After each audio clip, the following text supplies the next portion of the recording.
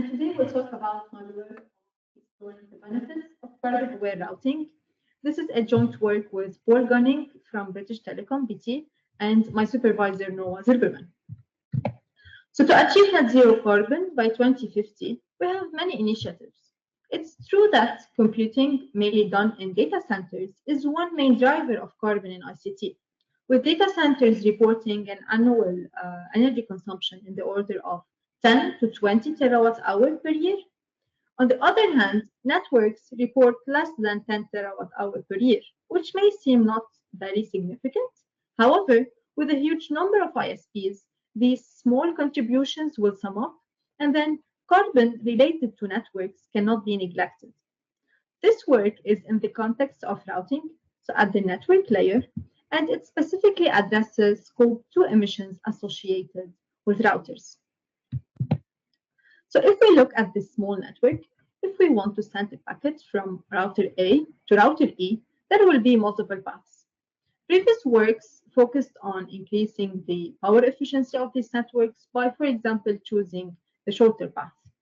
But routers placed at different locations will be fed from different energy sources and will have a different carbon intensity. The carbon intensity is a weighted measure of the amount of CO2 released to produce 1 kilowatt hour of energy. So for example, here, it would be better to route through the upper path now instead of the lower one, although the lower one is the shorter path. So this adds the geographical dimension to the routing problem. Now, with the ability to predict this carbon intensity per region from the power grid ahead of time, we can take benefit of this information, integrate it into the routing process, and explore how much carbon emissions can be reduced based on carbon-aware routing. So the first step is to clarify the building components of the carbon footprint for networks. It depends first on the amount of energy consumed, and then on the source of this energy. Is it coal, gas, renewable energy? And finally, on the weighted carbon emissions associated with the source. So the last two terms can be covered by the term carbon intensity. And we'll go over both components, the energy and carbon components, and then move on to define the metrics that relate to this. So first of all, the energy consumption of a router has a dynamic part that is proportional with the utilization, almost proportional, and an idle part that is built from the static power or zero port power plus the power for enabling every port. On the other hand, the carbon intensity is the measure of grams of CO2 emitted per energy consumed, so per kilowatt hour. So a higher carbon intensity means that the source of energy is emitting more carbon and is less clean. So renewable energy sources will have an associated lower carbon intensity. So for example, for solar and wind, it can tend to zero, the carbon intensity. So in the figure, we can see the variation of the carbon intensity per day in the UK, and this is for different seasons. So this metric varies a lot per day, per season, and also per region, and we can see a noticeable change only within few hours. Now, recent machine learning algorithms allow to forecast this carbon intensity up to 24 or even 48 hours ahead of time. And this is actually the main motivation of this work, to plan ahead, to adapt the routing of traffic to greener paths. So now, knowing that the carbon footprint relates to energy and carbon, we define a set of metrics to be considered by the routing problem, and in subsequent sections, we evaluate the impact of these metrics on reducing the overall carbon emissions. So starting with the energy-related metrics, the typical power is the first metric and is defined by the power consumption at 50% load and can be mostly extracted from datasheets. The second metric is the energy rating or labeling of the router. This metric indicates the energy efficiency of a router. It is still not standardized, but we define it as the ratio of the typical power and the maximum packet rate. It can be defined differently, but we start with this definition. And after examining a range of routers available in the market, we derived a closed range and divided it into a 7-star scale, so from A to G. Next, we look only at the dynamic power and divided it by the maximum capacity. So the unit here is watts per megabits per second. For the energy rating, we consider the typical power, but here we look only at the effect of the dynamic power per unit of traffic. So this metric is the incremental dynamic power per unit of traffic. That's it for the energy-related metrics. We move on to the carbon-related metrics. The first metric is obviously the carbon intensity, and we talked about it before. And finally, the carbon emissions metric is different from the carbon intensity because it considers the actual energy consumption per router over a previous interval of time. So it's the product of the energy consumption and the carbon intensity. So that's it for the metrics, but we can also have combinations of these metrics. For example, we can combine carbon intensity with the typical power or carbon intensity combined with energy rating and so on. So how to evaluate these metrics? We have two approaches. The first approach is to change the link costs based on these metrics and then apply the Dijkstra algorithm. So this is a basic approach. And for example, if we look at this example network and we consider the carbon intensity to be the metric for the links, so in this case, we can have with equal cost multipath, ECMP, we can have two paths with the same cost that is like considered greener than the one in the middle. But then if we add the energy labeling to these metrics, the routing tables will be also, again, different. So that's like a different optimization target. So that is the first approach. And this one will mainly improve only on the dynamic part because all equipment are still on. The second approach aims at further reducing the idle power by shutting down unnecessary ports. So the second approach is a carbon-aware traffic engineering-based heuristic that we denote by CATE. And what it does is, after changing the link costs, it will pick the links with the least utilization and highest carbon emissions, shut them down for the specified interval of time. It then checks if the graph is still connected, check if the carbon savings are still positive, and it repeats this process over and over until no further links can be disabled.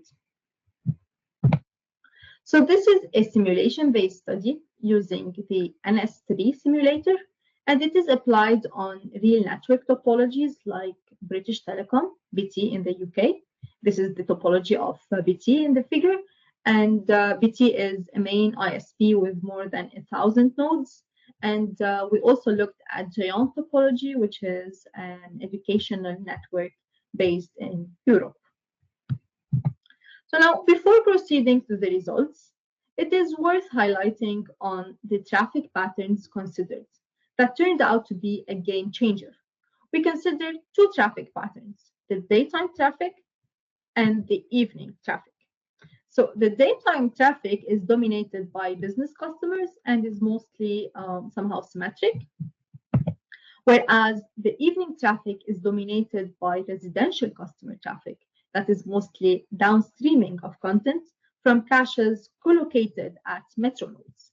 So here you see the hierarchy of the BT topology.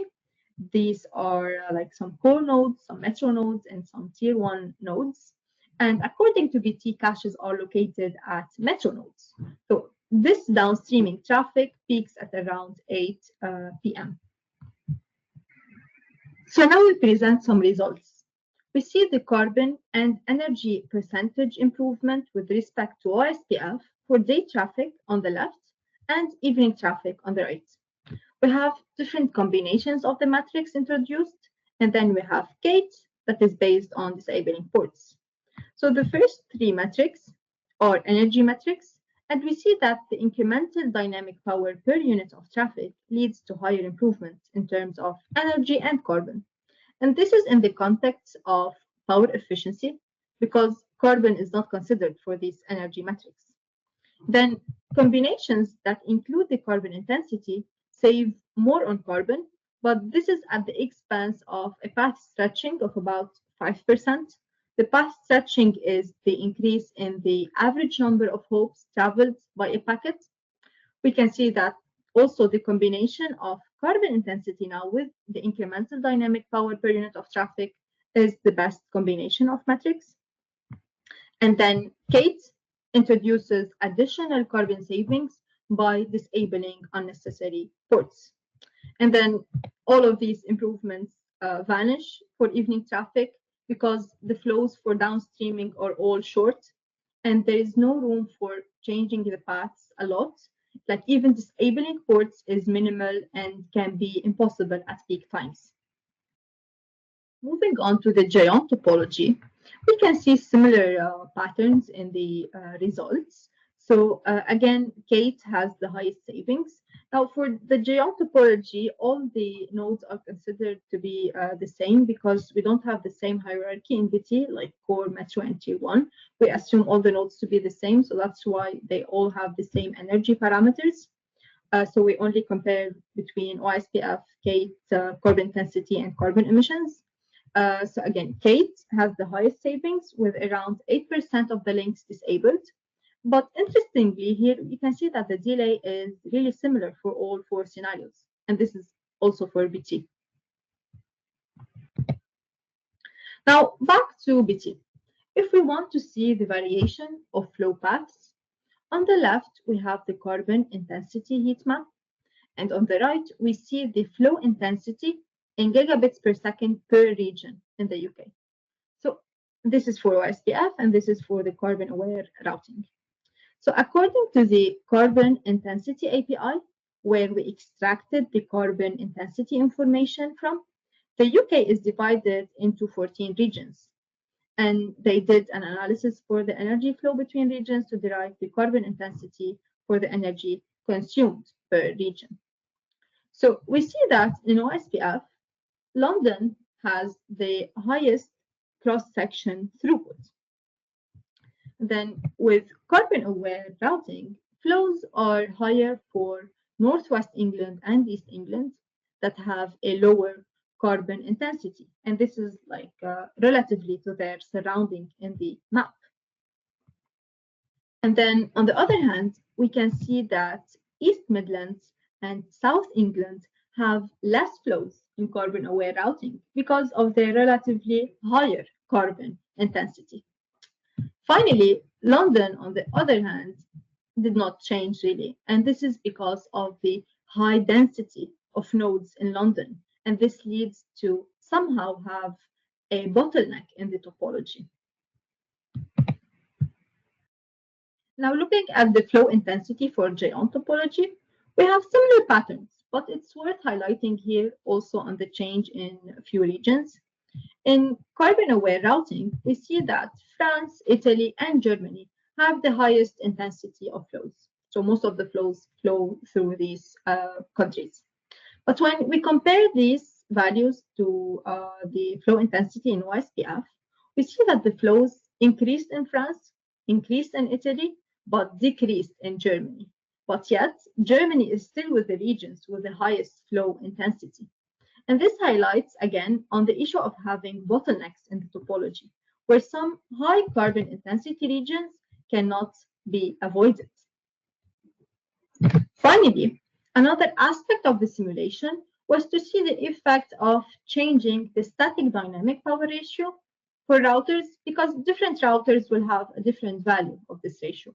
For example, chassis-based routers have a very high static power for the chassis. So we vary this ratio, and we see that carbon savings diminish as this ratio increases.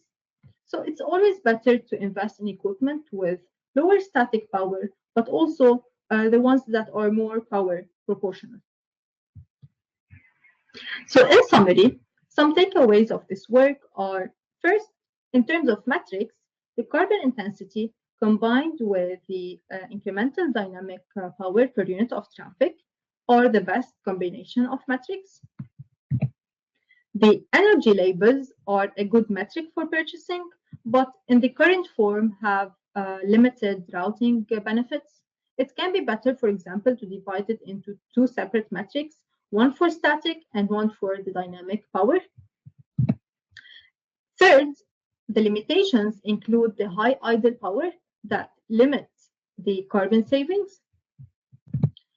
Fourth, the routing bottlenecks also limit carbon savings, and it's always better to place additional renewable energy sources at these bottlenecks because it's hard to be avoided by the flows. And finally, the carbon optimization is application specific because, as we've seen, the downstreaming traffic is hard to be rerouted. But one possible future direction is to look at time shifting of the flows instead of just space shifting them. So the next steps, what do we have as next steps? First of all, we need to identify and agree on a set of metrics for sustainability, like energy and carbon metrics for routers and also for all the equipment along the way. Second, we need to establish veracity of the reported metrics, like can we really trust this carbon intensity data from the power grid? Third, we need to define standard reporting formats. And finally, we need to tie the electricity consumption and the carbon intensity to applications. And this is the concept of carbon tracing. So a final note is that the code is available on GitHub for the CATE algorithm, and I'm happy to take any questions. Thank you.